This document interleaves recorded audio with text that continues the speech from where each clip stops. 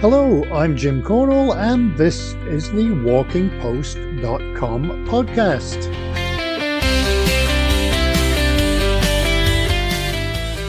WalkingPost.com is the news website dedicated to walking with all the latest on festivals, gear, trails, and more. This podcast is airing on Friday, April the 25th. School's back, so is the rain, but at least it's a bit warmer.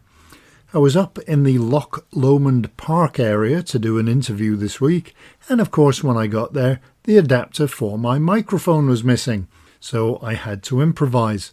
When I got home, I ordered 2 more online, and when I put the microphone back in the bag that I'd turned upside down already, there was the adapter. One thing I will say, if you're ever up in Scotland looking for a nice drive, do the A85 from Killin to Perth. Amazing scenery and some lovely small towns and villages along the way too. This week I also got my press pass for the Outdoors Industry Association show in Liverpool in June, which is always enjoyable, unless it's pouring. And I always end up walking past the Magical Mystery Tour bus and find it totally impossible to not sing at least the chorus from the song. Last week on the podcast we talked about a walking festival near Hadrian's Wall, and that's the Haltwhistle Walking Festival. And a bit further away, at least from the UK, we had a chat about the Argyll Ross Trail in Hong Kong. This week we're talking about Guernsey and Eastern Europe, as we have conversations with Sue Welfare about the Guernsey Walking Festival, or at least the spring version, and we chat with Nick Thorpe about his latest book, Walking Europe's Last Wilderness.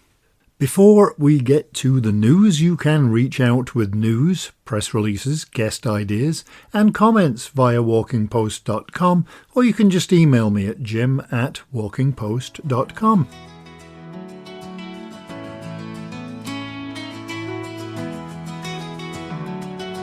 So now, in case you missed them, it's time for our brief look at some of the headlines of the news articles we had on walkingpost.com this past week.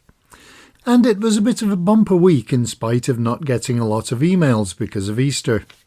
Construction started on the €2 million Wild Atlantic Way Discovery Point in Ireland. Trail grants have been given to community groups in Canada all across the Canada-wide trail, and there is new signage on the Forth Bridges Trail. If you want a very interesting walk that takes in 2 nice communities and views of the 3 amazing bridges across the Forth, you need to do that one. 3 bridges all built in different centuries, and there are even driverless buses on one of the bridges. Okay, moving along, Rhino Rescue has launched some new outdoor safety products. The first official Mountaineer Mile Trail opened in West Virginia. And it doesn't mean you have to climb a mountain, it's just that West Virginia's nickname is the Mountain State. And the Keighley Walking Festival is looking for walk leaders.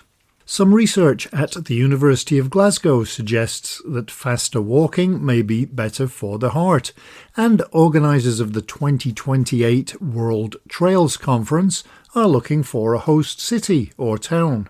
I remember once being invited to a big event when I lived close to Halifax in Canada, and that event was going to be in Cairo, which was wonderful, and I was quite excited to go. Until the venue had to cancel, and then they moved the event to, yes, you guessed it, Halifax. I was not happy. The Marquette Greenway Trail, which is going to run from Chicago, Illinois to Michigan, is one step closer, as the Michigan section has been completed. Funding is available for West Yorkshire walking projects, and you can read all of these articles and more at walkingpost.com.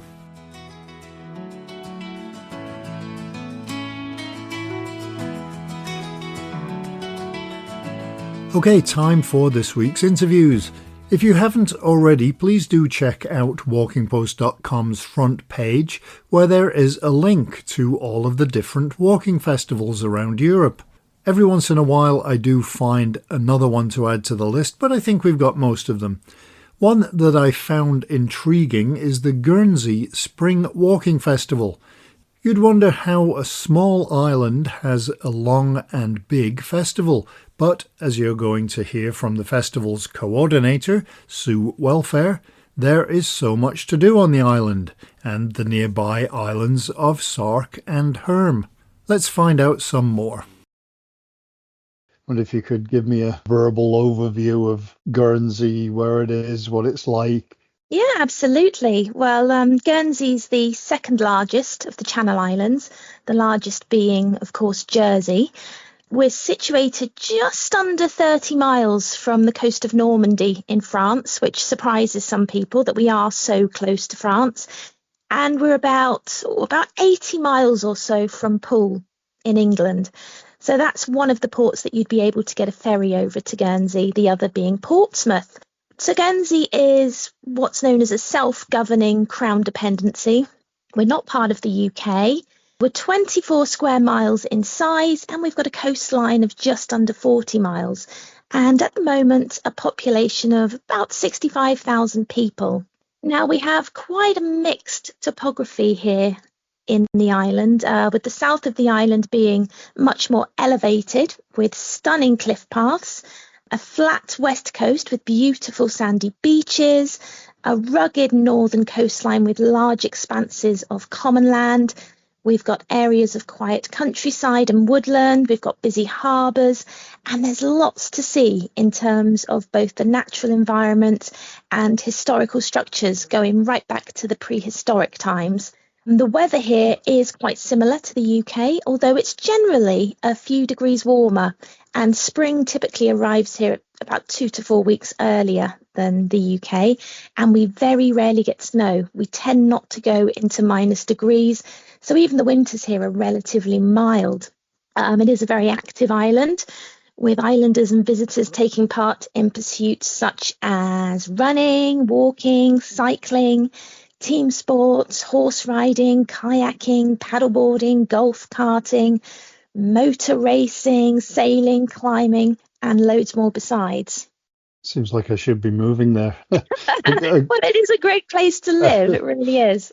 And obviously you have a walking festival, so could you tell me a bit about the history of that? Yeah, we do. So we actually have two walking festivals. So we have the Spring Walking Festival, which tends to run sort of across the end of May to the beginning of June.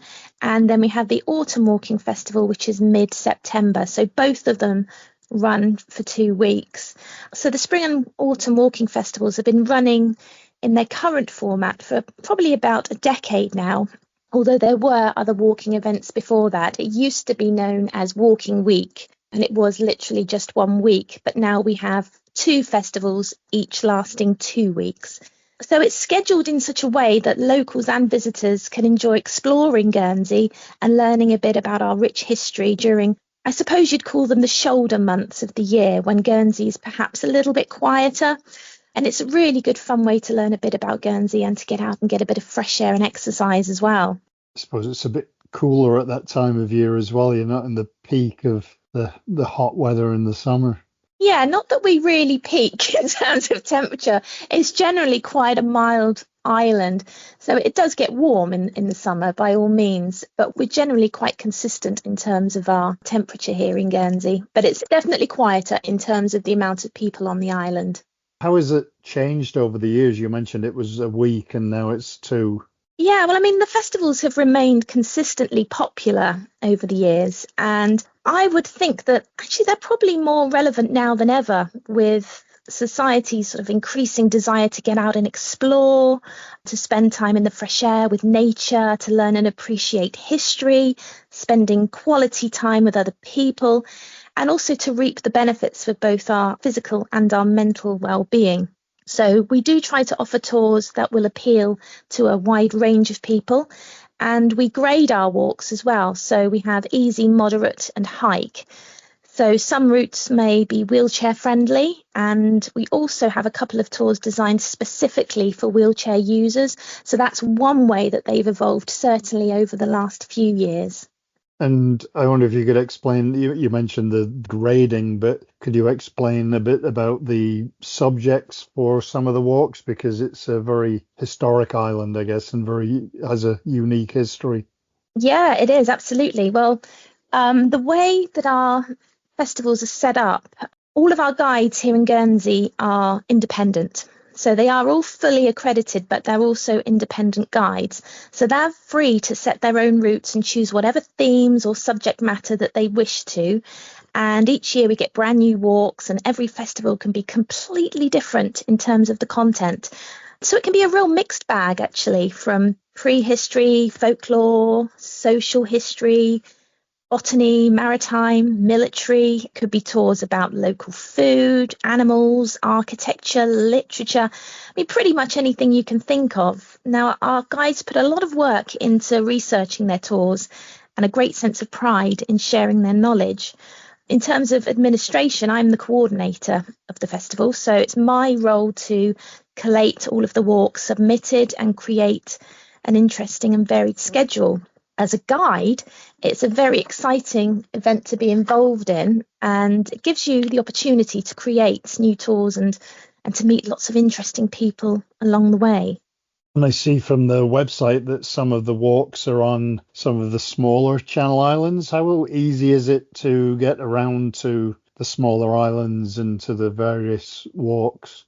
Yeah, that's a really good point, actually. It's safe to say that island hopping, as we call it, is a popular part of any visit to Guernsey because we are in such close proximity to the other islands of the bailiwick of Guernsey, in particular Herm and Sark. So both are easy to get to by ferry. The Herm boat takes about 20 minutes from Guernsey and the Sark boat takes about 50. So they're really easy to get to, both offering regular sailings from St. Peter Port every day. In terms of the Guernsey-based walks, we do usually try to make sure the start and finish points are close to a bus stop or a landmark, and we provide walkers with bus information as well as what three words references. We do try to make sure that nobody's going to get stranded and nobody's going to have trouble finding us. We always start and finish somewhere that's easy to get to and get from. How many people do you generally get taking part in the festivals, and are you able to determine where they come from? Yeah, so we do ask people generally. So, I mean, we get quite an even split, actually, of local people and visitors on our walking festivals. Our visitors mostly are coming from the UK, France, Germany, the Netherlands, other European countries as well. But actually, sometimes we get people from as far afield as the Americas, Africa, Asia, Australia, New Zealand. One of the reasons being we have quite a diverse working population. So we do get a lot of families visiting. So for a tiny island of 24 square miles, we do have quite a reach, actually. In terms of numbers, I mean, it can really vary from small groups of just a few people to larger groups of 20 or more. Depends very much on the tour and the route, and all our guides undertake risk assessments to ensure that the maximum number of walkers is appropriate for the terrain, for example. And I guess for some walks as well, you wouldn't want to be in such a big walk that you can't hear what the person leading it is talking about. It wants to be manageable and enjoyable. Exactly. Yeah, I mean, Yeah. if you were doing a walk, say, for example, on one of our cliff paths where you may have to walk single file for some time, it wouldn't be appropriate to have a huge group where the poor person at the back isn't going to have a clue what's going on. Obviously, if you're getting people for a festival, you've got quite a lot of people at the same time. Is it easy to find accommodation? Yeah, but there's plenty of accommodation in Guernsey, but obviously it's always wise to book well ahead because you wouldn't want to be disappointed. We've got all sorts here, really. We've got from camping to five-star hotels, self-catering cottages. There's quite a varied choice. Now, the Visit Guernsey website is probably the best place to look, as well as sites such as Booking.com and Airbnb. But no, there's plenty. As long as you plan and you book in advance, it's not a problem at all. We've got lots of different types of accommodation here. And what's the sort of the distance range of the walks?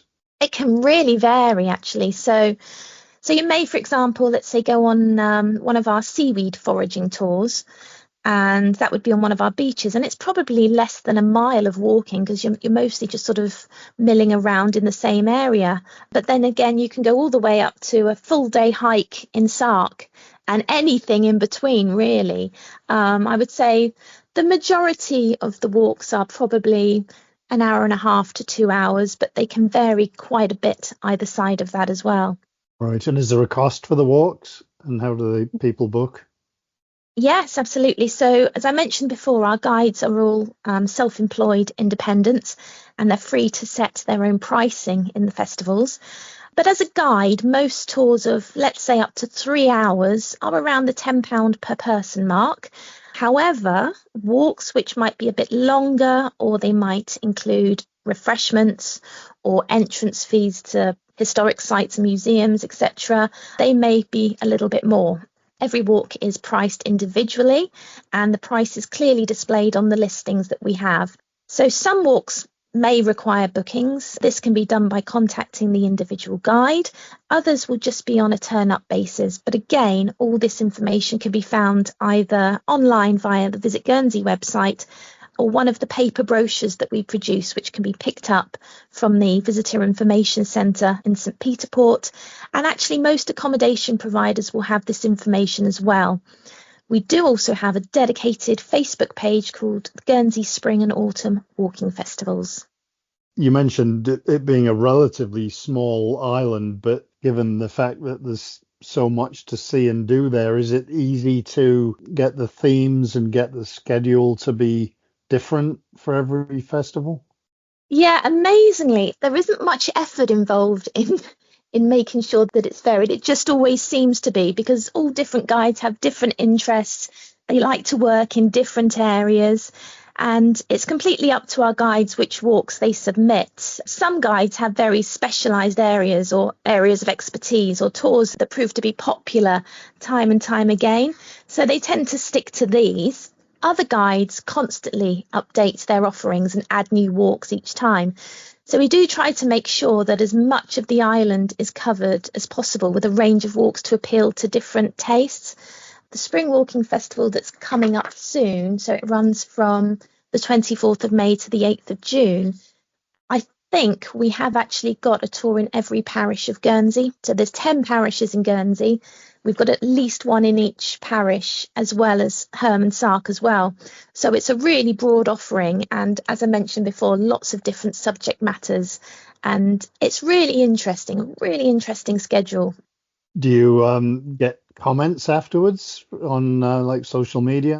Yeah, I mean, it's an important part of being a tour guide and our reaccreditation every few years that we get as much customer feedback as we can. So that could be sort of reaching out to the people who've come on the walks afterwards, just talking to them after the tour, or they may find you on social media and write a nice comment. But yeah, it is a really important part of it actually to get that feedback and learn what people have enjoyed, learn what's worked, what maybe hasn't, and then use that to sort of mould your future tours. Is the autumn one any different to the spring one? No, not really. There's not a great deal of difference in the Autumn Walking Festival, other than the island looking quite different. So in the spring, you'll be walking among sort of a lovely bright yellow gorse and the bluebells and wildflowers. And in the autumn, you'll be appreciating sort of the beautiful golden hues of orange and brown. So it looks a bit different. There's not a massive difference in terms of the weather. They're generally quite similar, spring and autumn. In terms of content, there might be differences. For example, if it involves foraging or botany, but both festivals are quite equal in terms of, or certainly in terms of the work, the effort and passion that goes into them. They're equally enjoyable and they're equally as important. You find that people do both of them? Sometimes we do get repeat walkers. We do find actually that some guides have a bit of a fan base and the same people do come back. Mostly people will choose one or the other, but sometimes we get people come back for both, and we certainly get locals come for both festivals as well.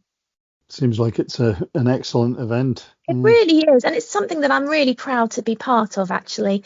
When I first started tour guiding, it was such an important way for me to sort of find my feet and cut my teeth and to get over the initial sort of imposter syndrome when I first qualified. And do you know what? It's a lovely way to explore the island, get a bit of exercise, meet new people, and just to fully appreciate what's out there, because Guernsey is a fascinating little island. There's a lot more to Guernsey than people probably realise, and I would really urge people to consider coming over and visiting us, because you will get a very, very warm welcome.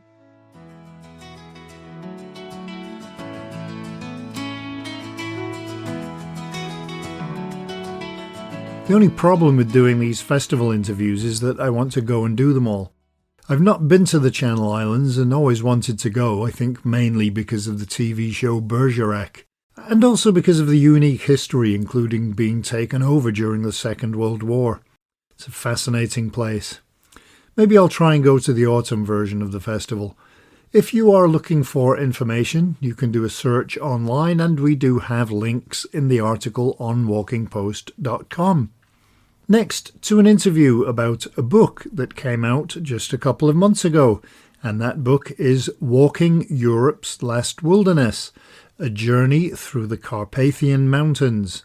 It's the latest book of many by author Nick Thorpe, who has lived in Eastern Europe for many years now, in Budapest, as he is the BBC's Central European correspondent. Maybe we could start by telling me a little bit about the new book and the focus for that book. Sure. First of all, Jim, thank you very much for having me on the podcast. It's a pleasure to be here. So it's called Walking Europe's Last Wilderness, a journey through the Carpathian Mountains. That's basically what it is. You know, I've lived for the last 40 years or so in Budapest in Hungary, and the strange geographical thing about Budapest is it's in the center of the sort of teeth of the horseshoe, which is the Carpathian Mountains. They curve interestingly around from Slovakia to the north of where I am now, curving up through Slovakia, touching on the Czech Republic, round, touching on Poland. They actually form Poland's southern border, then curving around the eastern Carpathians down through Transcarpathian Ukraine, so the westernmost reaches of Ukraine, becoming Ukraine's westernmost border, and then curving around into Romania, into the region known as Transylvania, which is one of the few parts of the Carpathians many people, especially in Britain, because of Bram Stoker's Dracula novel, have ever heard of. So it's an amazing range with this interesting sort of arc or boomerang or horseshoe shape. And over 6 years, really, I've walked, I won't say all of it, but good parts of it. And that's the other peculiarity, I suppose, of the Carpathians, is that unlike the Alps or perhaps the Himalayas, the Andes, which I've recently visited myself, it's not so much one range of mountains as several ranges of mountains, lots of massifs piled up on one another, which makes it more difficult to write a book about. When it came to the focus for the book and the subject matter, how did you decide what the subject was going to be? Yeah, it's a good question, because in a sense, this book is a sequel to a previous book of mine called The Danube, A Journey Upriver, which I wrote more than a decade ago. And it was very easy to write a book about the Danube. First of all, I decided to travel it the wrong way, from the delta to the source, so traveling up the river, but mostly on foot or by car or by bicycle, occasionally by boat. But there, walking a river, you've only got a choice really of being on one bank or the other bank or on the river itself. With the mountains, it was, with this big range of mountains, it was more difficult to decide the actual route or the routes. But the way I solved that was the same way, in a way, that I solved the Danube dilemma, which was, it's a book really about the people I met on the way, with, of course, the mountains as the sort of backbone of the story. So it's not a book for mountain climbers. I realized, because I'm most interested in, as a journalist and as a writer, in the people I meet on the way, the people who live there all the time, I realized that when one climbs a peak, which I love to do, one tends to meet people who've come from a long way away to test their own endurance and stamina, which I admire enormously. And I've met many climbers, long distance walkers on my journeys, in the Carpathians, and we've had some wonderful conversations along the way, and a few of them are included in the book, but mainly it's about the Slovaks, the Poles, the Ukrainians, the Romanians, the Hungarians, all the other smaller peoples, the people who identify with a valley rather than with their own nation that I met on the way. Those were the people I was looking for, and those were the people I found. The other sort of thing I should mention is it's not a single route. I was not trying to emulate Patrick Leigh Fermor or any of the other great long distance walkers over the last century or so who've set out and never turned back until they reached Istanbul or wherever. You know, I have a full-time job as the BBC Eastern Europe correspondent based in Budapest. So whenever I had a weekend or a week or 10 days, I'd set out to walk another bit of the Carpathians, but largely working in a clockwise direction. So working from Slovakia, where the Carpathians begin on the shore, sort of dipping their toes in the river Danube, all the way back to the Danube, but much further south in Romania, so arriving back at the Danube. So it's from the Danube to the Danube, and that's why it's also a sequel to my earlier book about the Danube River. Was it with the intent that you were going to write a book, or was it more you were doing these walks and then it kind of dawned on you this is a book? No, it was with the direct intention from the beginning. About 2017, 2018, when the idea of the book first sort of distilled in my dozy brain. And again, as a sequel to the Danube book was, in a sense, where does all this water come from in this giant river, the magnificent Danube flowing across 8 or 9 countries in Europe?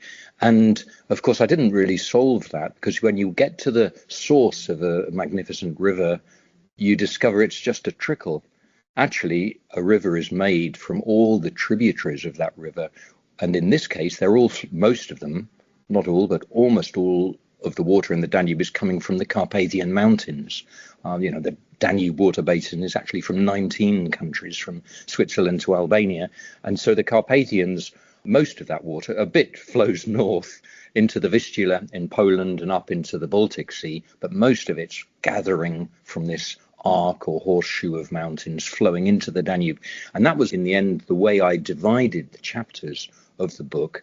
I imagined the Carpathians as a sort of grand piano, and all the rivers flowing down from the mountains into the Danube as the kind of keys of this grand piano, black or white or yellow or green or blue, flowing down into the Danube. So that was the chapters hop from river to river as I circle around the mountains. And did that flow come naturally? Or again, did you have that preconceived idea of it's going to be about the people, or was it going to be about the geography, or did you kind of let that come as you went? I let it happen according to what people told me. And to this extent, there is a parallel with the Patrick Leigh Fermor books, which is that I found that one person handed me on to the next. With all my books, I like to speak the local language. So this is not an Englishman abroad, a bit of a clown in himself, meeting all these strange people he can't really communicate with.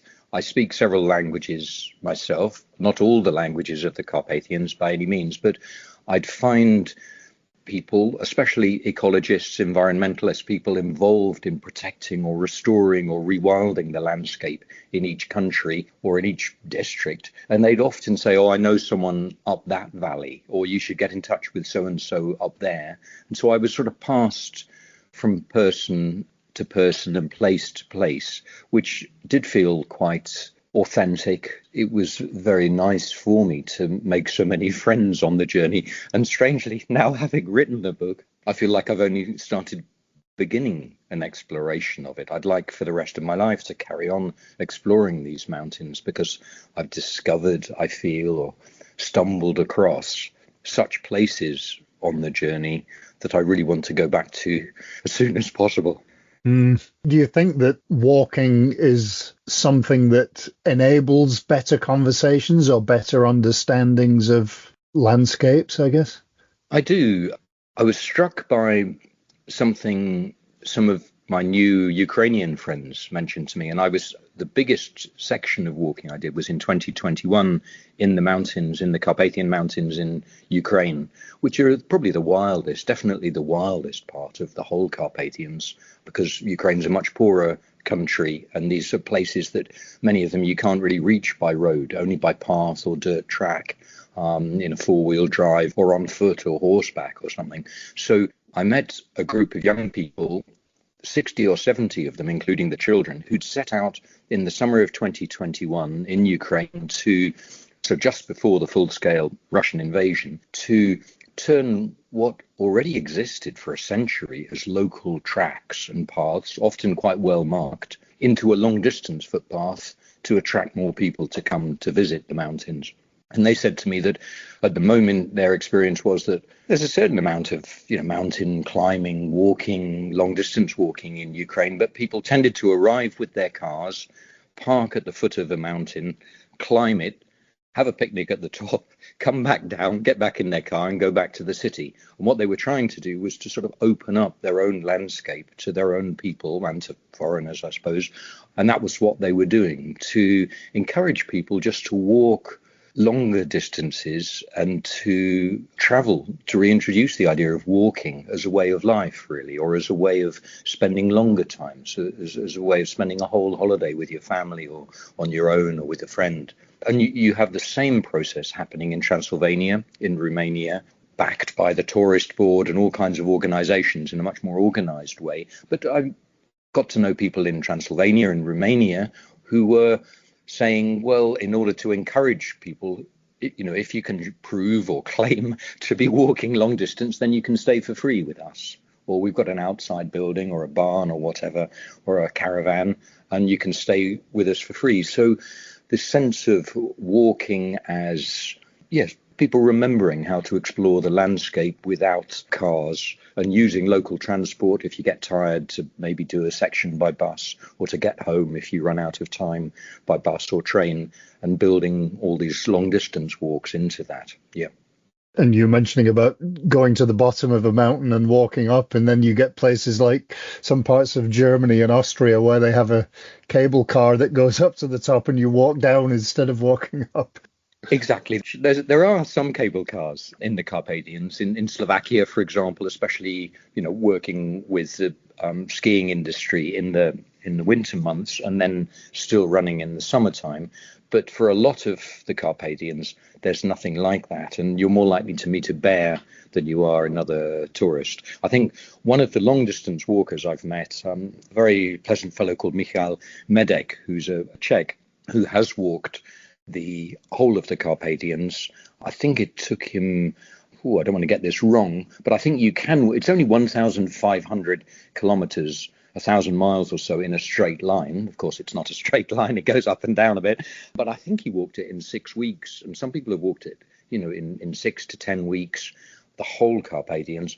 But Michal told me he'd only met 13 people in that time, because a lot of it's very remote, which also explains my own decision to stick to the valleys sometimes and try and meet people that are living there all the time.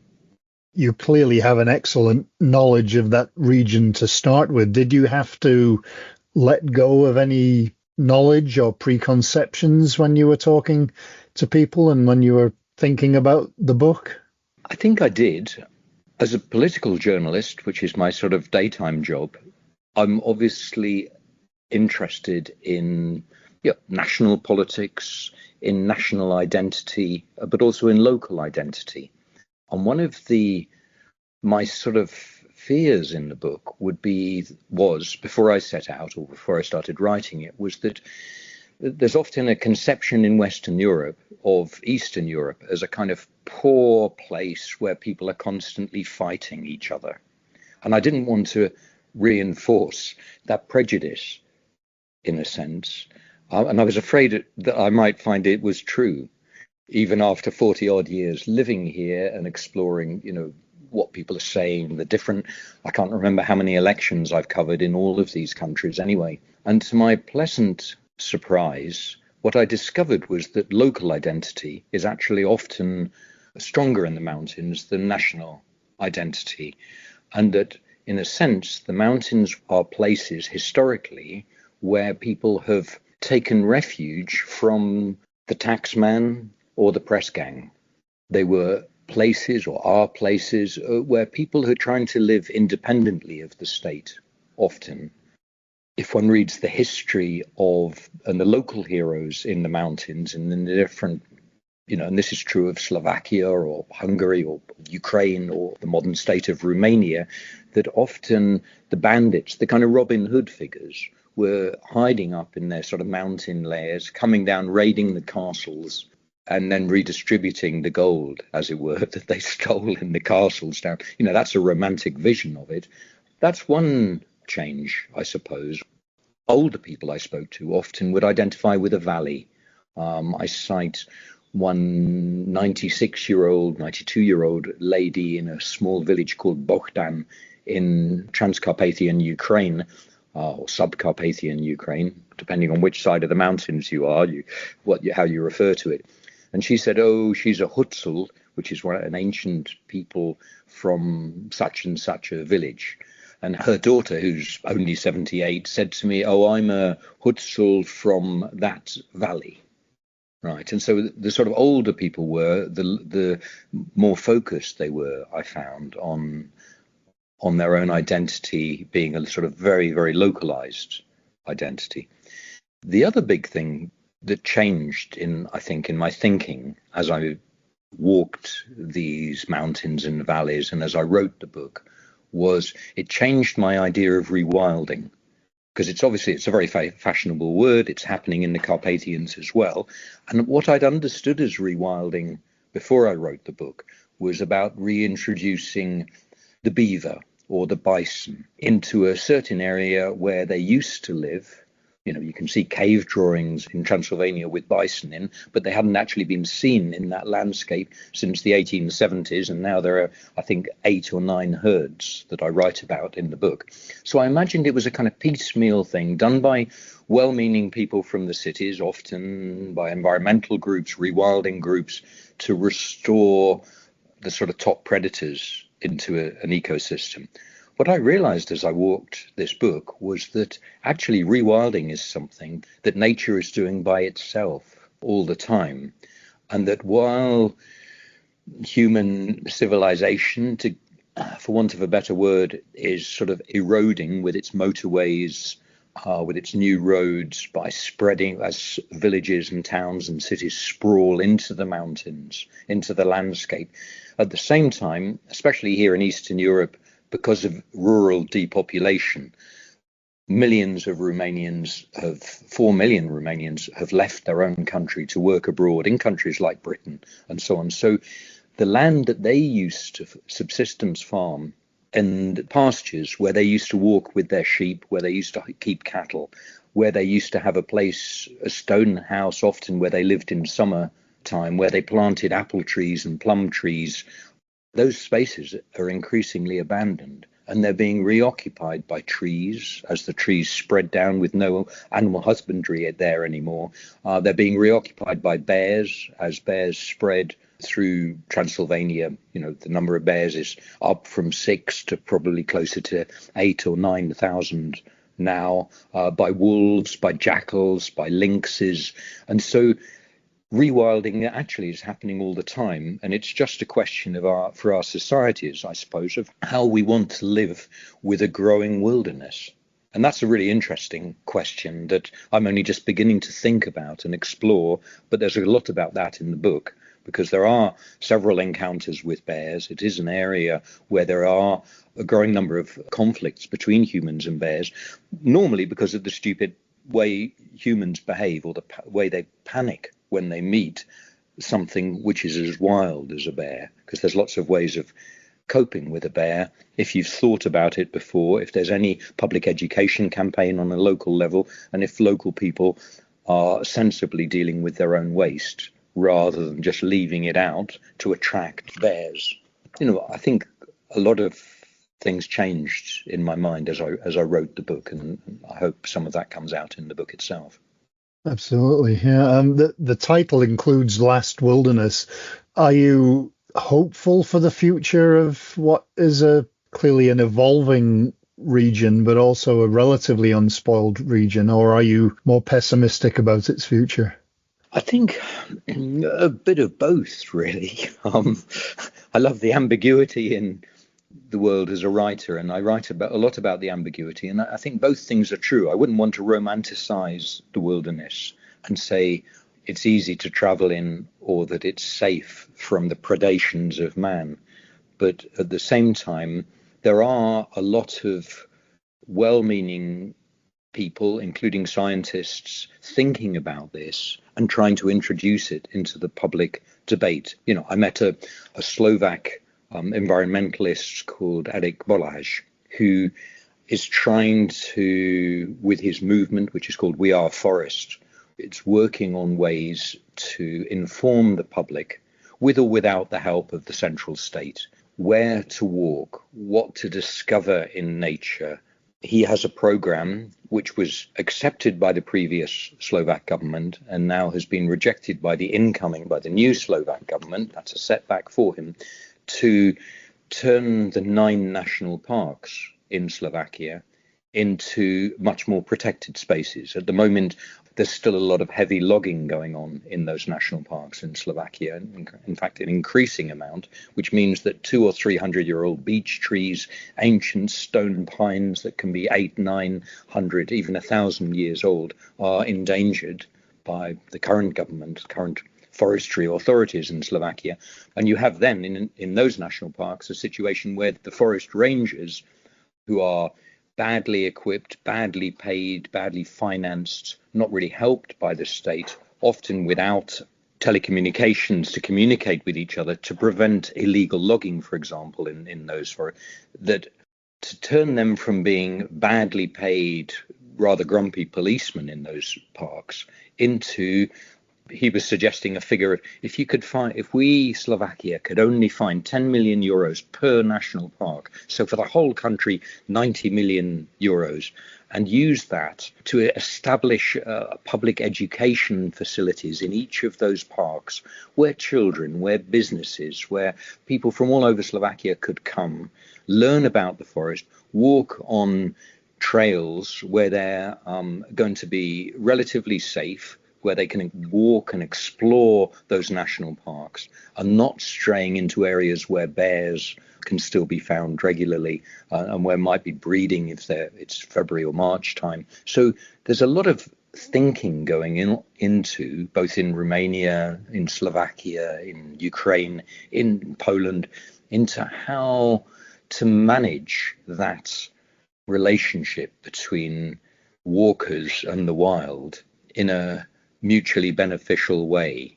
So I think with enough thought and intelligence and good governance, it can be done in all of these countries. And there's a lot of people in government and out of government and just ordinary members of the public working on this.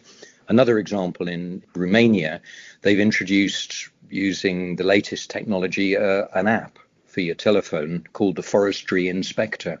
And so 80,000 Romanians have downloaded this. And what it does is, if you see a truck loaded with timber, you type into this app the registration plate of that truck, and you can find, in theory, where that truck came from, where it loaded the timber, and whether it's actually in the system, so whether it's illegal or not. And in this way, it's a sort of citizen participation in protecting the last great forests of Romania. And it's working, pretty well, really. You can ring the police, and in theory, the police will come out and check the papers of that truck, and you can find out if it's cut those trees legally or illegally. So there's a lot of good things happening alongside all the bad things that inevitably always do happen. Were there any highlights insofar as places that you would like to share with other people or that were really outstanding? I would just list 2 or 3, I suppose. There's a massif in western Ukraine called Svidovets, which is almost untouched. There's a small ski resort on one edge of it, but basically it's a long, almost flat-topped mountain that's quite hard to get to from the small town of Yasinya. And It's one of the most beautiful places I've been on Earth. I mean, I was walking there in June and walking with snow still on the peaks there. The air, there's no big towns or cities anywhere. So at night, the sky is just astonishing. The number of stars. It reminded me of being in my youth in the Sahara Desert, when you realize that actually you're on quite a small planet, and that the horizon actually is, you almost feel you're going to fall off the planet because there's so many stars in the sky, and you're as though you're just walking on a small strip of land, and most of what's around you is stars. So that feeling up there, that interestingly and sadly is threatened by what promises to be the biggest ski resort in Europe, with more than 200 kilometers of ski slopes. But fortunately, because Ukraine is so poor at this moment and has been through a war, one of the perhaps is still going through a war, there's probably less likelihood that that ski resort will be built anytime soon. And there's a strong local resistance movement, international resistance movement, to turning that into a skiing paradise for the rich. So that's one place. At the foot of that mountain is the source of both the Black Tisza River and the White Tisza River. I didn't even make it to the White Tisza. The source of the Black Tisza was pretty amazing. And the White Tisza, which is close to where the Prut River rises and many other rivers, that's one of the wildest places that I didn't quite get as far. I didn't actually see the source of the White Tisza. The White Tisza and the Black Tisza flow together on the border between Hungary and Ukraine and Romania and Ukraine to become the Blonde Tisza. And then it's a huge river which flows eventually into the Danube in Serbia. But that area is wonderful. Also for kayaking, I've heard, for walking. You often, in some of those areas, it's the one part of the Carpathians, one would be happy to have a guide with you, but you could do it without if you tread carefully and make a lot of noise to scare away the bears. Are you hoping that when people read this, that they'll become more environmentally aware? I am, yes, because much of Europe, we don't have so many wild spaces. You know, there's wonderful forests and wonderful places. One of my sons is just back from the Cairngorms in Scotland. I've walked a certain amount in the Highlands. Another of my sons actually lives near Loch Lomond. So as an Englishman myself, coming from, the home counties, born in Kent, growing up in the New Forest in Hampshire, I'm very aware, as I travel the Carpathians, that the landscapes that I grew up in Britain or in Western Europe, how often, the forests are planted and the wilderness is actually more inside ourselves than actually out there in nature. And it's fairly tame. Many of the places where we like to walk, the woods that we have access to. And so I hope with the book that it sort of raises an awareness of the value of the last old growth forests, even primeval virgin forests. We don't actually have to go to the Amazon, which of course people are boldly trying to protect, as well as other people trying to destroy. There are primeval and old growth forests in Eastern Europe and in Northern Europe, and walking in them, I think it does have a healing experience. I relate in the book a walk with a top Romanian forester, a big guy called John Barbu, John the Bearded John. And he, at some point, this forester, who makes a living from forestry, he says, let's take off our shoes. And so there I am with this giant forester walking barefoot through a forest that's never been cut in thousands of years, and taking great breaths of air. And I think, in this over medicalized world where we tend to go to the chemist or to the doctor for drugs, I think a lot of illnesses and mental trauma could be solved by walking barefoot in some of these woods. I would certainly recommend it to anyone.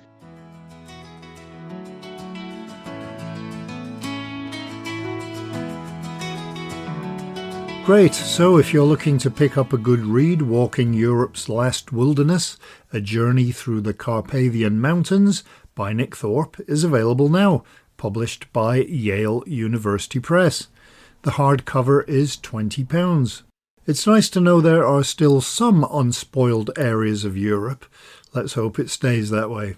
I must be very impressionable because not only do I want to go to Guernsey after the first conversation, Nick's descriptions make me want to go to the Carpathians as well, even with the bears. It's their home after all. I did see quite a few while living in Canada, so it's not like I've never seen one before, but still. That is it for this week's podcast. Next week we will be talking to another author about a recent walking book, and I have a choice of 2 for the other interview, and I've not made up my mind yet. It's like trying to pick a flavour of ice cream. I was hoping to do some filming this weekend, but 2 things have made that not possible. 1, it's going to rain, and 2, I have an infection in my nose, which has made it swell. So much so that when I got out of the car in the Sainsbury's car park, the front doors of the store automatically opened. Well, it's not that bad, but it feels like it to me. It will also be May when the next podcast comes out, so time really is flying. I think it's a long weekend too, at least in the UK. And that just gives you an extra day to listen to the podcast over the weekend. So we will be back next week. I hope you enjoyed this week's WalkingPost.com podcast, and I hope that you have a great week. Hopefully with a walk somewhere, or a chapter or 2 in a book about walking if it's a wet weekend. So until next time, happy trails.